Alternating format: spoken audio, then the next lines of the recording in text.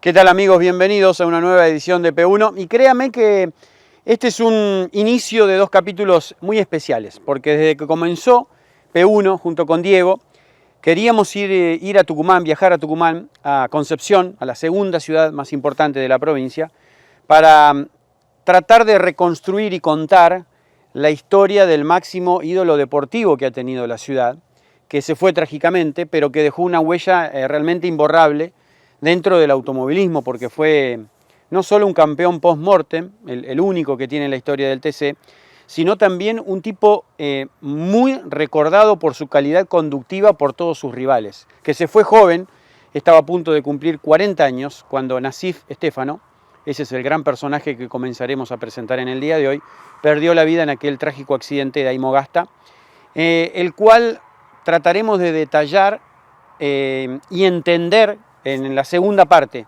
de esta historia. Hoy, agradecidos a la familia Stefano, que nos recibió en el museo que le han hecho en honor a toda la carrera deportiva de Nassif, ahí en Concepción, nos abrieron las puertas y estuvimos junto con ellos, con Luis, uno de los hermanos de Nassif, con sus sobrinos y con un montón de amigos que organizaron esta llegada de P1 para que periodísticamente podamos contar realmente todo. Y ahí nos dimos cuenta de lo importante que ha sido Stefano, no solo en Concepción, sino en los libros del automovilismo argentino, porque comienza muy rápido su carrera, a competir en el 57 en la fuerza limitada, como muchos pilotos hacían.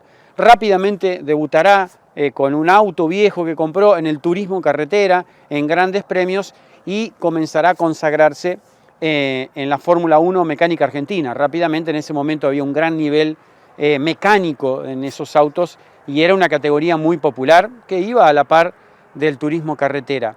Tendrá su paso exitoso con Alfa Romeo en el turismo mejorado, hoy el turismo nacional, también en el Sport Prototipos, en esa época dorada del automovilismo argentino, pero pocos saben que Nassif Stefano pudo medirse en la Fórmula 1, en aquel Gran Premio de la Argentina de 1960, es invitado por el equipo del ACA y le dan una Maserati. Y de ahí comienza una serie de 2 temporadas, 61-62, en las cuales se intentó competir en la Fórmula 1 y una historia, por ahí la familia y los libros dicen que fue un fraude de Tommaso, un auto que nunca estuvo a la altura, que nunca se terminó y un dinero que perdió. Y ahí tuvo que volver. Y cuando volvió, se subió a todo lo que pudo. Corrió 2-3 carreras por fin de semana y fue un tipo muy, pero muy exitoso. Muy querido por sus amigos, realmente muy querido por sus amigos, y un deleite verlo manejar, no solo en la pista, sino también en el camino, en la montaña. Nassif Stefano serán 2 capítulos. Así comienza esta primera parte en P1.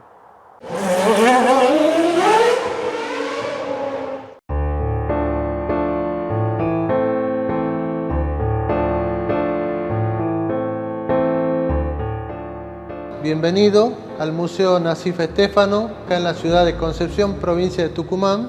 Esto se hizo una mitad de un Falcon, porque todavía no lo teníamos a la réplica del Falcon. Entonces hicimos de la mitad del auto para que la gente un poco conociera cuál fue el auto en el que corrió y en el que se mató Nassif Stefano. Un poquito más arriba tenés las fotos, que son fotos de Bellido, en donde se puede ver la trepada al Cerro del Clavillo. Lo tenés al Falcon número 1 trepando. Nassif llegó a las estancias, normalmente yendo en un auto particular, demorás 2 horas más o menos, lo hizo en 39 minutos Nassif hasta las estancias. El año pasado, el 21 de octubre, se cumplió 50 años de la muerte de Nassif. Esta es una placa recordatoria que nos trajo el doctor Alejandro Molinuevo, que es el que está acá en brazos de Nassif. Este fue un día antes de largar la carrera, cuando fueron a probar el Falcon acá a Las Lenguas, a las estancias. Esa foto grande es una foto familiar, en donde está de izquierda a derecha mi padre Luis, el que sigue es mi tío Roberto, el tercero es Nasif, cuando tenía 6 años de edad, y el cuarto es mi tío que ya falleció, Eduardo Estefano. Mi padre tenía un almacén de ramos generales, que era lo más completo acá, ¿visto? Que era, vendía por mayor y por menor, vendía la mercadería. Nosotros teníamos una cámara que vendíamos hielo, porque no había heladeras, no es pues heladera. Entonces nosotros en esa época abastecíamos el hospital de acá con hielo. Le traíamos cada tres días venían 2 cajones, más o menos así, como un cajón de muerto. Ahí venían 3 barras en cada cajón.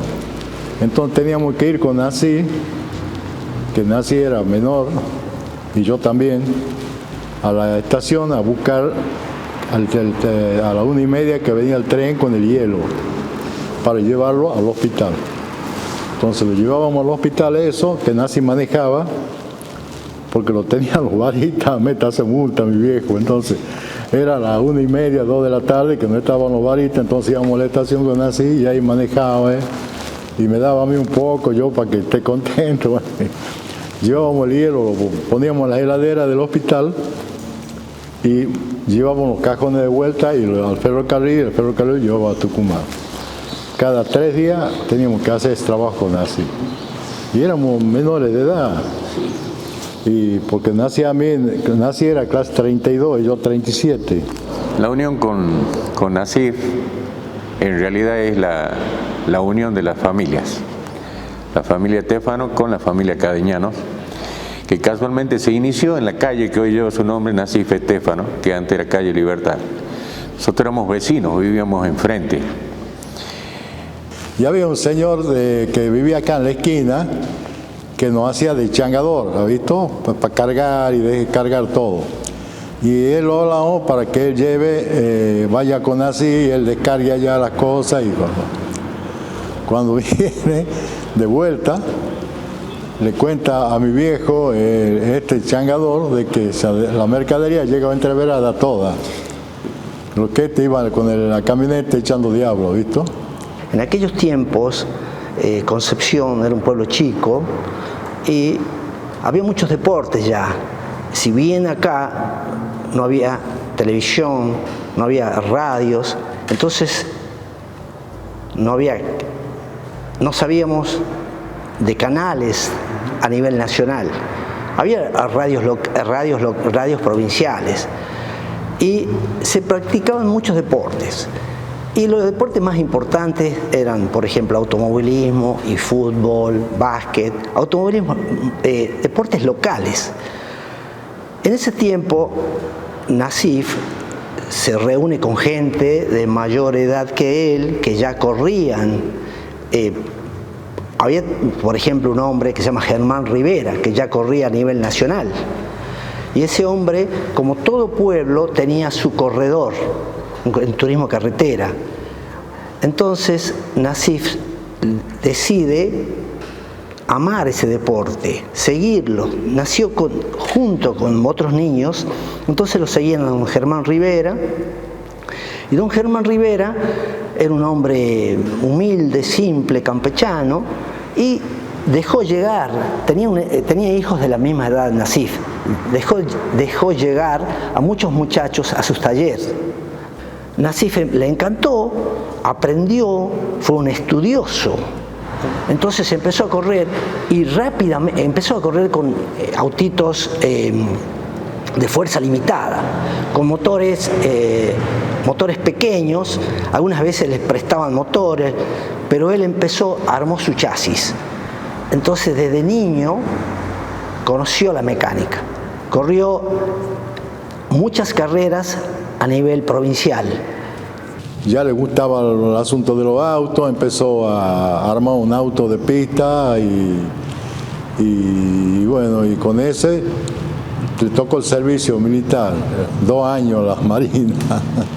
Así que 2 años no estuvo, él lo dejó al auto lo arreglaba yo, siempre lo tenía ahí en la casa, en el garaje. Nosotros vivíamos ahí en la esquina, a media cuadra. y yo lo arreglaba el auto, le buscaba las cosas y todas esas cosas. Acá con el primer auto que corrió, el papá de Nasif en realidad no quería que corra, ni la mamá tampoco. Entonces a todos los hermanos los salvaron de hacer el servicio militar y a Nasif, para que deje de correr y se le vaya la idea de hacer el servicio, lo hicieron que haga el servicio militar. Hizo 2 años en la Marina, pero Nasif se le ingeniaba porque le pedía permiso a los oficiales superiores y le llevaba los trofeos de regalo. Entonces venía cada 20 días acá, corría y se volvía a ir. Acá está la foto, la hizo en la Marina, en Puerto Belgrano, en el año 1953.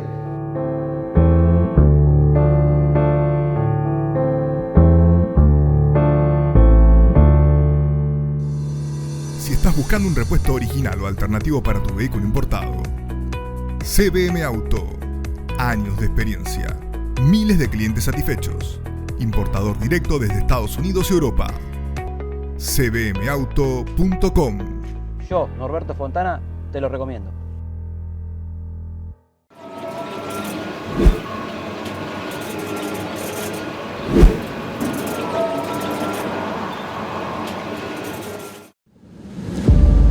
La producción no se puede detener. Las máquinas tampoco.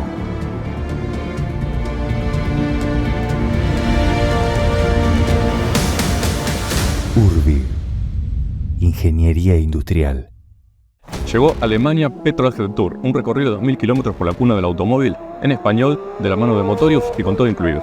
La propuesta es simple, que hagas el mejor viaje de autos de tu vida, y para eso nosotros nos ocupamos de todo. Pasajes así de vuelta desde tu país, de residencia, hoteles, comidas, traslados y por supuesto mostrarte lo mejor del mundo del automóvil en Alemania. Para más información nos escribe en el mail de pantalla y nos vemos en Alemania Petrolhead Tour.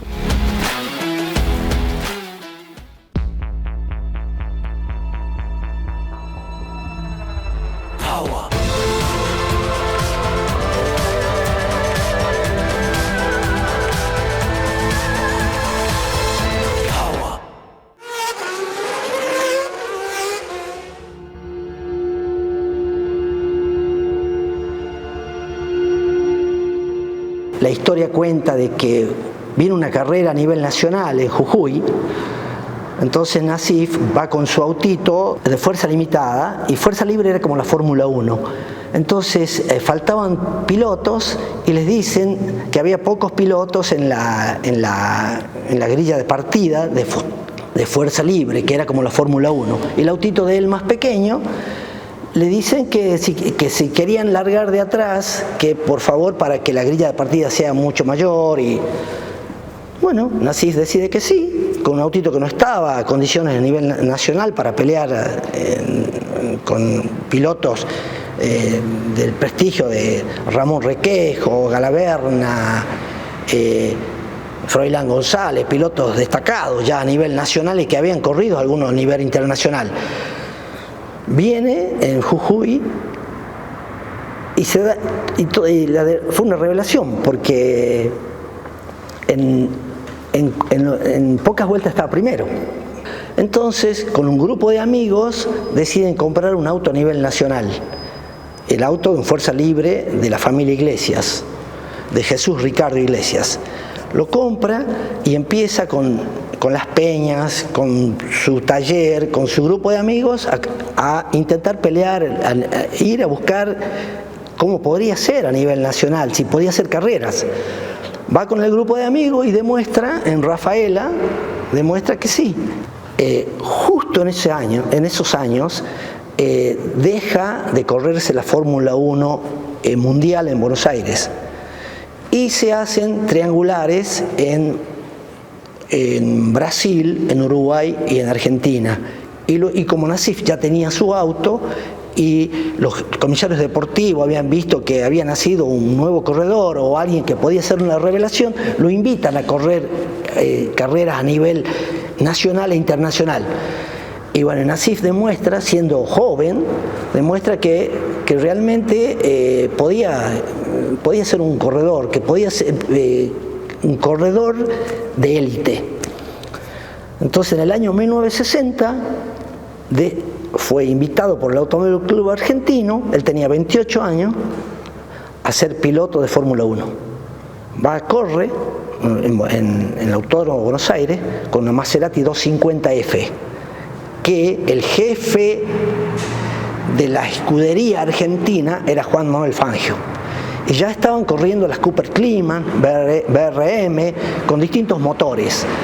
Entonces Nassif, esa carrera, corre y sale con el número 10 en el 14º lugar. Cuando estaban probando, él se daba cuenta que los autitos modernos, nuevos, estaban ya muy superiores. Pero él dice, bueno, voy a participar en esta carrera, yo quiero estar. Se hace amigo de mucha gente de la Fórmula 1 y comienza su etapa a nivel internacional.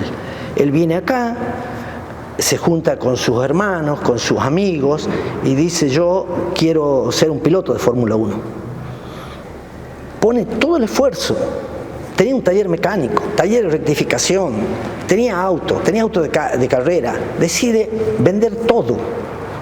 Algunos piensan, algunos dicen, el último romántico de la Fórmula 1, Argentina, por supuesto.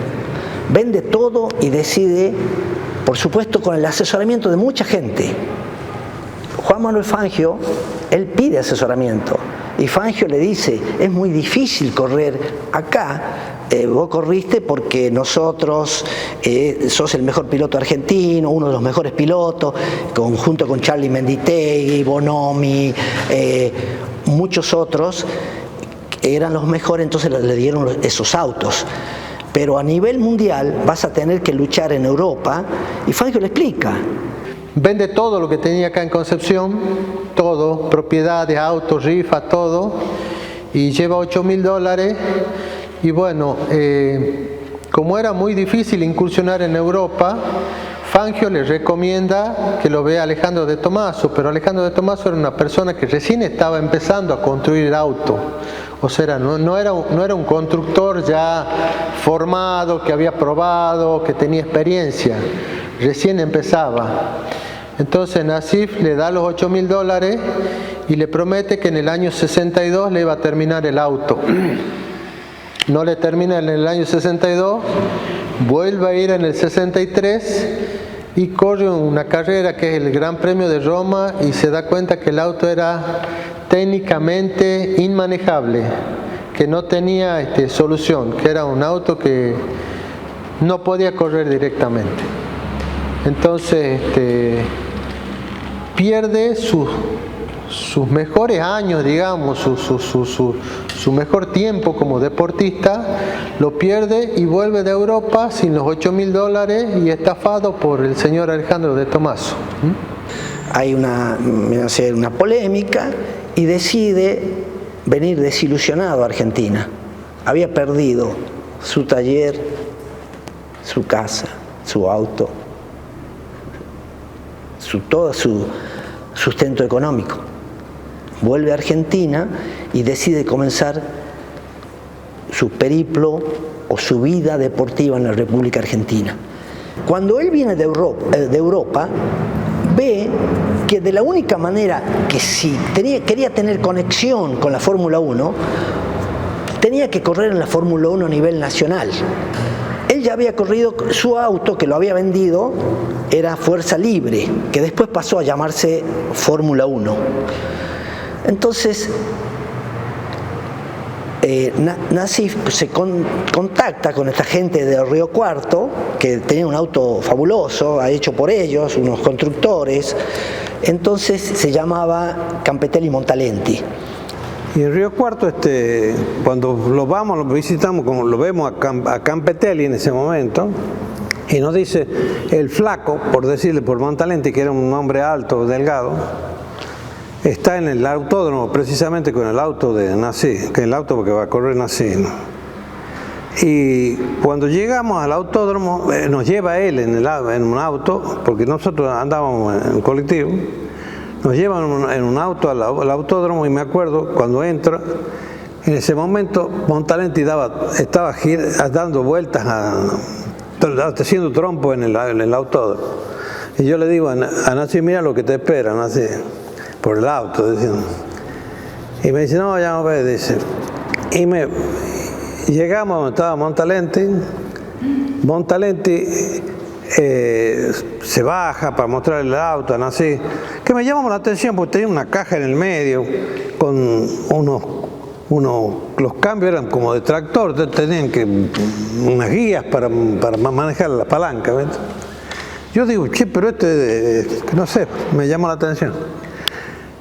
Y Nasif sale, da una vuelta y le dice a Montalenti, mira, ratea un cilindro.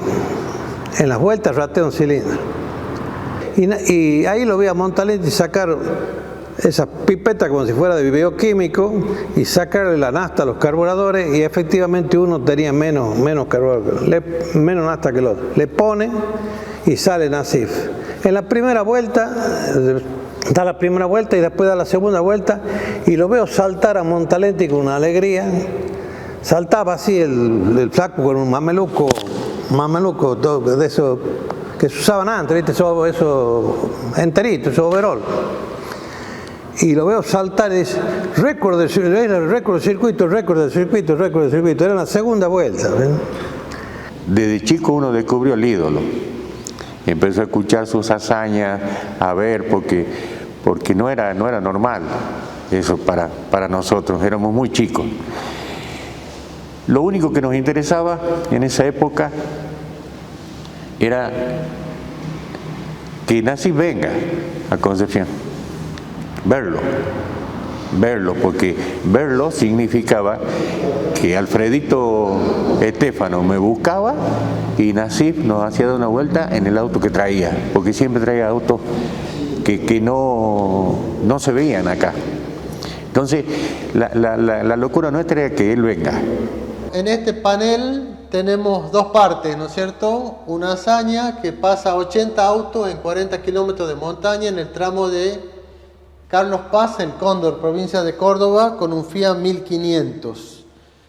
Esta foto es la largada del Gran Premio Internacional de Turismo en el año 1965, donde gana la primera etapa, sacándole 30 minutos al segundo, que fue Paco Mayorga. En el año 64 se consagra subcampeón argentino y en el año 65 campeón argentino de turismo mejorado. Dentro de esta carrera, por ejemplo, que se lo ve acá, es bajando Carlos Paz, que la semana de la velocidad, en donde se corrían 3 categorías, Nasif ya anota en las 3 categorías para correr. Corre la primera etapa de turismo mejorado, gana la etapa con el Alfa Romeo, sube en un avión, vuelve, clasifica en la Mecánica Nacional Fórmula 1, hace el mejor tiempo y después lo vuelven a llevar a la largada de turismo carretera y corre con el turismo carretera y sale tercero en esa etapa.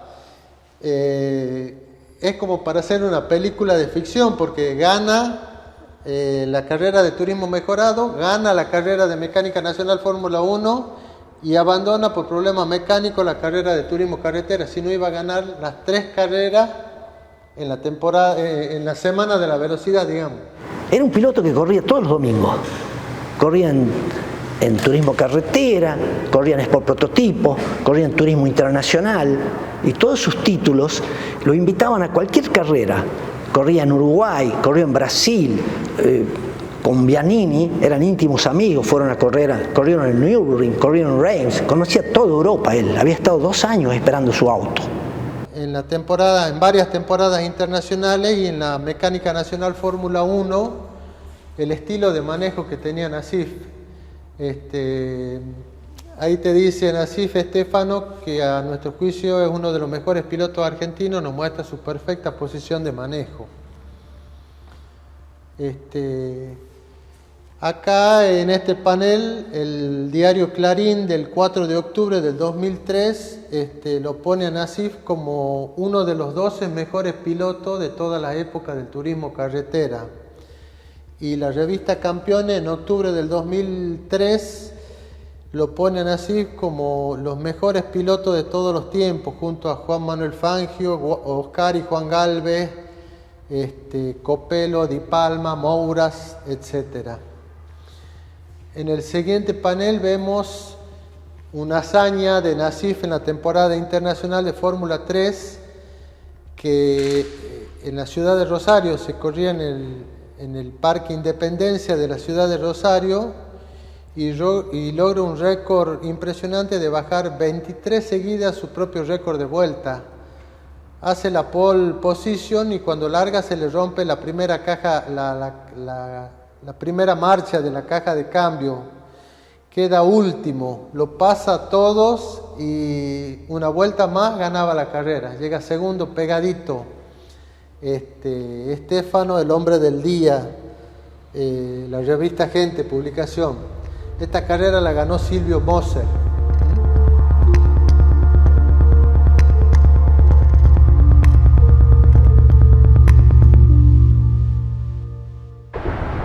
Nadie imaginaba que un Mustang podría ser eléctrico. Nadie imaginaba que un eléctrico podía ser un Mustang. De 0 a 100 en 3.7 segundos. Nuevo Mustang Mach-E.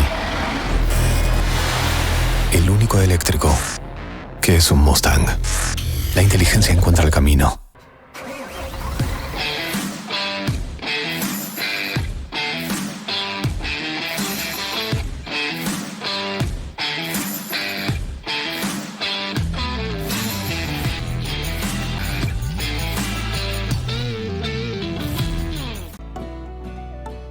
Desafía tus límites. Tonino es tu mejor opción. Si de bicicleta se trata, acércate a Tonino, el surtido más amplio y una gran variedad de productos. 35 años de trayectoria. Visítanos en nuestras 2 sucursales, Lomas de Zamora y Lomas del Mirador. Seguinos como Bicicletas Tonino, www.bicicletastonino.com.ar. Descubrí el potencial en reserva de tu vehículo con EPROM.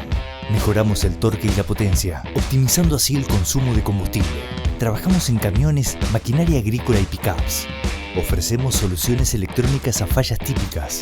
Nos avalan 22 años de experiencia y una red con más de 90 distribuidores en todo el país. EPROM. Busca tu distribuidor más cercano. Te vas a sorprender.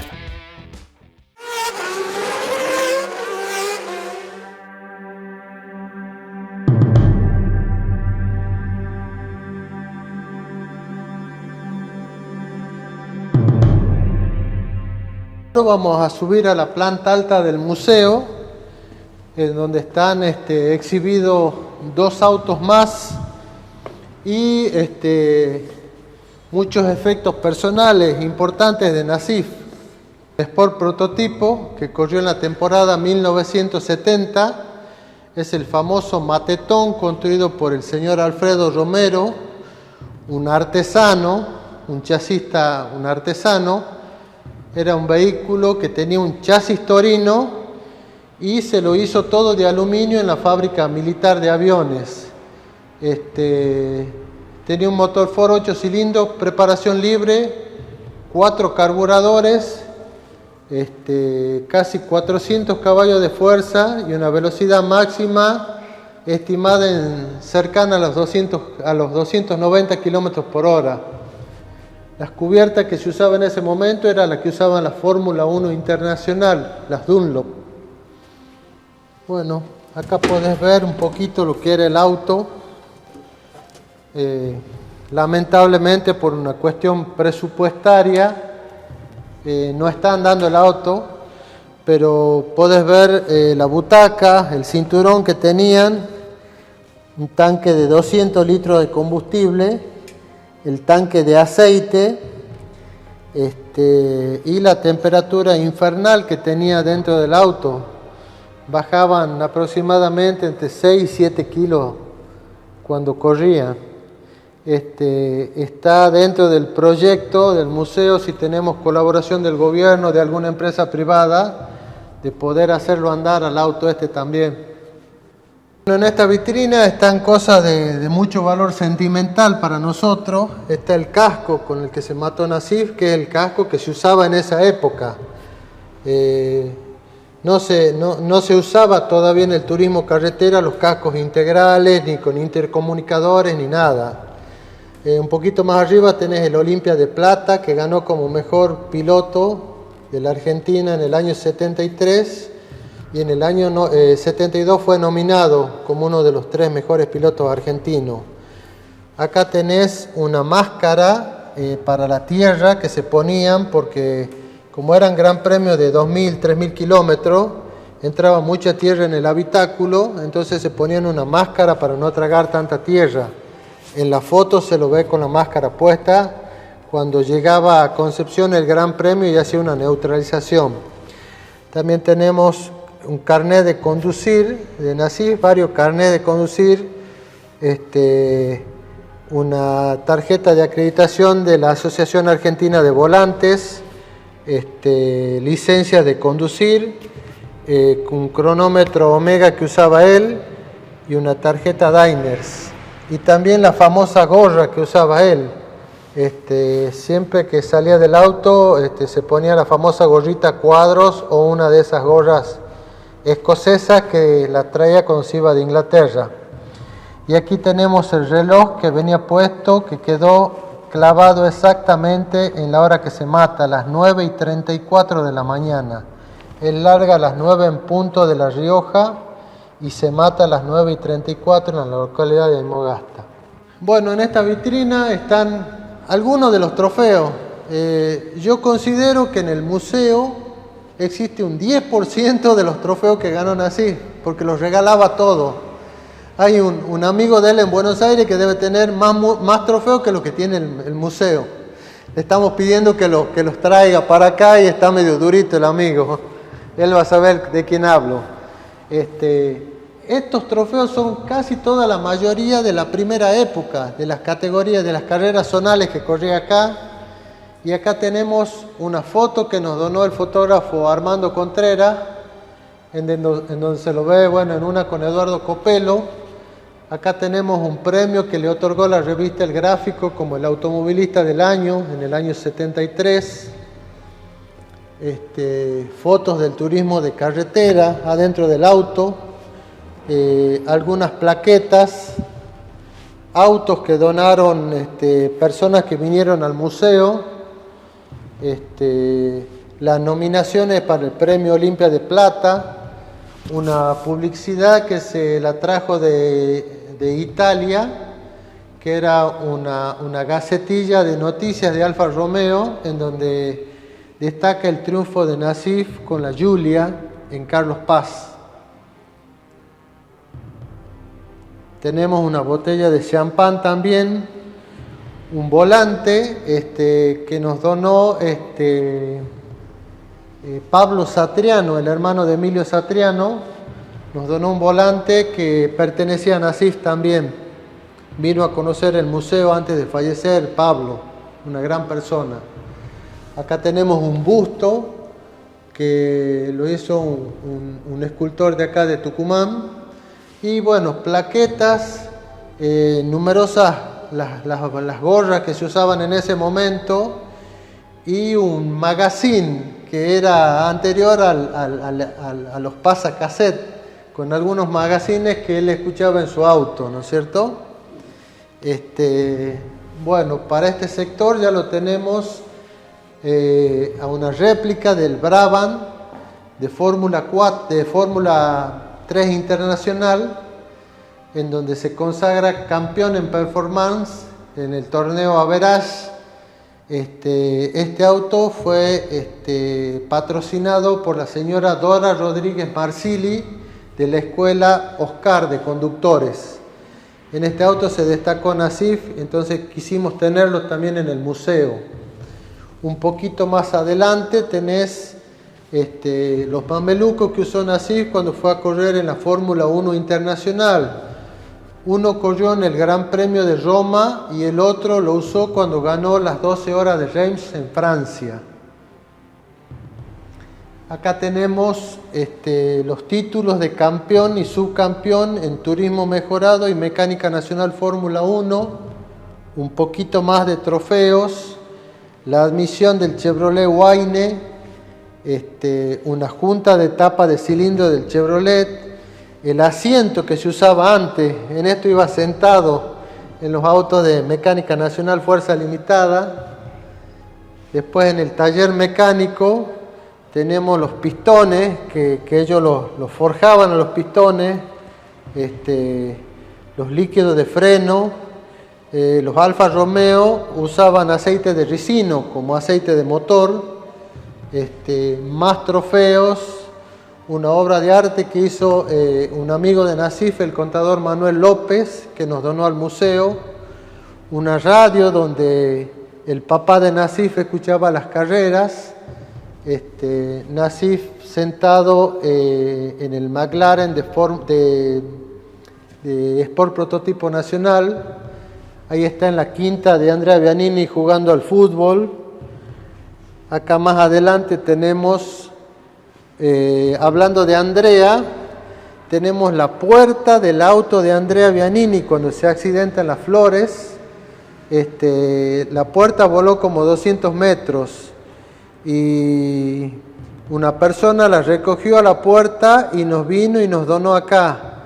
Y Andrea Bianini pudo conocerlo al museo, la vio a la puerta y se emocionó mucho y nos dijo que quería que la puerta quede en el Museo de Nasif porque ha sido un amigo extraordinario. Eran tan amigos porque eran dos personas muy leales, muy compañeros. Cuando Nasif va a correr en Francia, en Porsche, lo habla por teléfono a Nasif, le dice: Nasif, ¿querés ir a correr a Europa? Sí. ¿Podés ir mañana? Sí. Y al otro día ya estaba embarcando el avión para Italia, para juntarse con Andrea, y corrieron tres carreras con un desempeño espectacular y ganando las 12 horas de Reims con un Porsche particular al equipo oficial Porsche. Algo realmente inédito, ¿no es cierto? Y fue el triunfo argentino más importante después del retiro de Juan Manuel Fangio. Y acá vemos el buzo antiinflama que usaban el Sport Prototipo Nacional, el pantalón, la casaca, los guantes y el buzo que usaba en la cabeza. Y este es un guante que hace poquito tiempo un señor de Buenos Aires nos donó, que era un casco que corría Nasif en Mecánica Nacional Fuerza Libre. Y en esta foto lo vemos con el auto Matetón que está acá, antes de largar la carrera de Las Flores, donde sufre el accidente Andrea Bianini, que queda postrado. Y después, un poquito más adelante acá, tenemos el buzo antiinflama de Nasif, que es el que usaba cuando venía corriendo. En realidad, Nasif cuando sube al auto hacía tanto calor que se saca el buzo y queda con una remera, pero el pantalón es el que lo llevaba durante el accidente. Y el bolso lo recuperamos también gracias a la bondadosa gente de Arauco, de Aymogasta. Es el bolso donde llevaba todas sus pertenencias cuando corría los grandes premios. Tenés una linda foto del gráfico. Aquella foto la tenía en la oficina Nasif de la Cerámica Puerto Nuevo, que era dueño en Buenos Aires. Ese es el auto que lo vimos recién, largando en Rosario.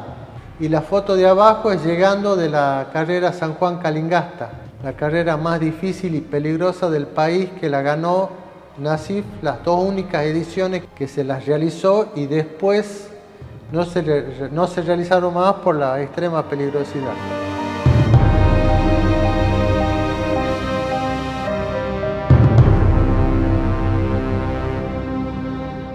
Queridos 20, te voy a contar un poco sobre los 30s. ¿Recordás esas noches donde bailábamos hasta que salga el sol? Siguen estando. A los 30s aprendes a renunciar a ciertas cosas para poder valorar otras. Somos fieles a nuestro instinto. Y en el amor, no te preocupes, te aseguro que te volvés a enamorar. Y podría continuar, pero no quiero ser de los que mandan audios de más de 30 segundos. Peugeot 208. El futuro nos atrae. Este es un baile que tiene un ritmo y cuando vos entras en el baile tenés que bailar al ritmo del baile, no quieras ir en contra del ritmo.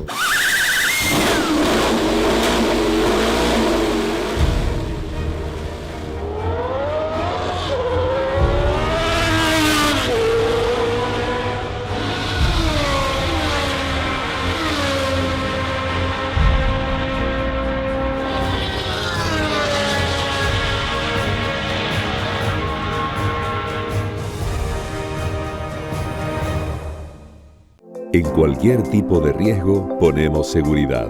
Somos Martínez Sosa, asesores de seguros, y trabajamos con las compañías más importantes del mercado para llevar seguridad a más de 600.000 clientes. Martínez Sosa, asesores de seguros, una compañía HMS. Los Torii son arcos japoneses con mucha resistencia. La Nissan Frontier también. Por eso ahora tiene un año más de garantía.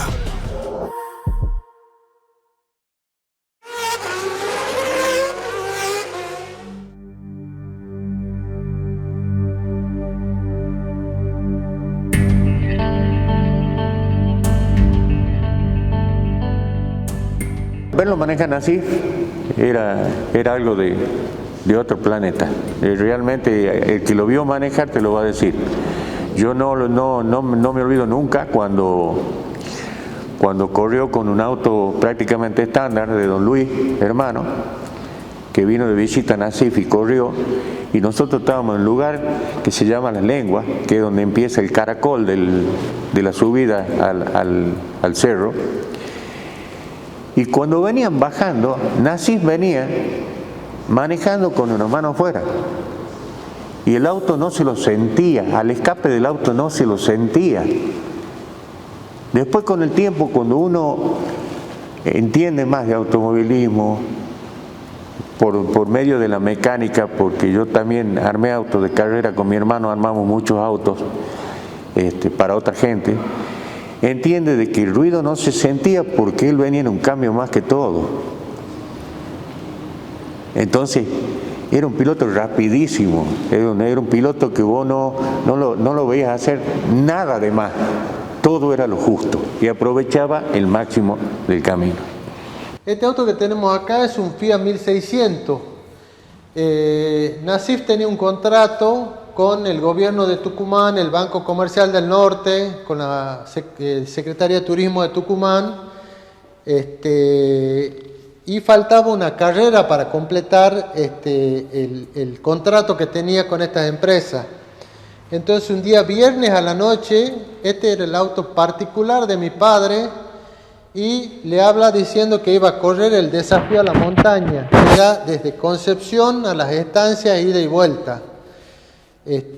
Como él no tenía ranking en el automovilismo zonal, larga último, pasa como a 13 autos en la montaña y llega primero a Las Estancias. Y esta es la anécdota con este auto, que cuando le bajan la bandera estaba comiendo una empanada y hasta que se ha puesto el casco, se ha puesto los cinturones, todo, ya estaba largando el auto que estaba atrás de él. Y la ganó a la carrera con un tiempo récord de 52 minutos desde Las Estancias hasta acá. Esta es una réplica del auto Fiat 125 del Desafío de los Valientes. Era una carrera donde corrían los 12 mejores pilotos del país. Nasif corrió el año anterior con un Fiat 1600 y salió en segundo lugar. La ganó Eduardo Rodríguez Canedo. Y en esta competencia tiene un problema en el acelerador, porque los Fiat 125 venían en el acelerador con el apoyo abajo, en el piso del auto. Se le salió el cañito con el cual se aceleraba y aceleraba hasta la mitad del auto.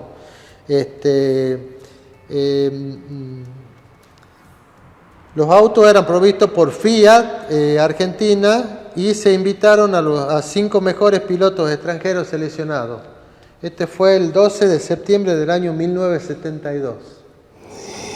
estaban las copas, estaba el mameluco, había mucha pertenencia de Nasif, entonces surgió la idea de armar el museo. Compramos la propiedad donde hay ahora el museo y tardamos 10 años en hacerlo. En el año 2006 inauguramos con recursos propios, por supuesto. Y bueno, a partir de ahí empezamos a incorporar algunas cosas. Gracias a la generosidad de algunos amigos hemos podido, disponerlo al museo hoy como está. El matetón era de Nasif, estaba en un negocio de Nasif, que después de la muerte conseguimos traerlo al matetón para acá, para Concepción, y lo teníamos guardado. Cuando empezó el tema del museo, ya lo restauramos al matetón. Mi hermano lo compra al Fiat 1600, al 125 lo teníamos, y de ahí empezó todo esto, lo que te digo, 10 años para empezar a recopilar fotos, recopilar datos, empezar a preparar los autos para poderlo acondicionar al museo.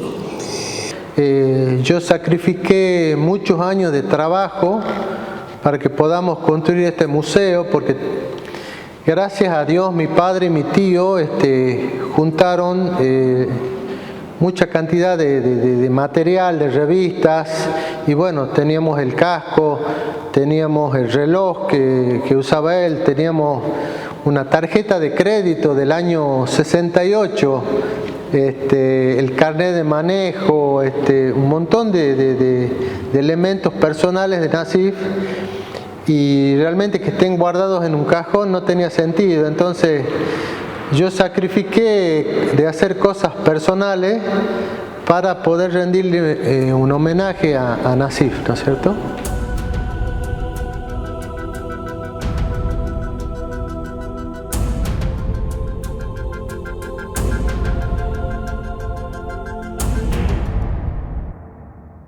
Y llegó a su fin esta primera parte de este hijo de Concepción, de este hijo de una familia sirio-libanesa, de las tantas que han llegado en aquellas décadas a Tucumán y dejaron un legado, algunos en la parte empresarial y otros en la parte deportiva, como fue Nasif Stefano, ¿no? Cuando uno empieza a recorrer la historia de estos personajes, se da cuenta lo versátil que era un piloto en ese momento.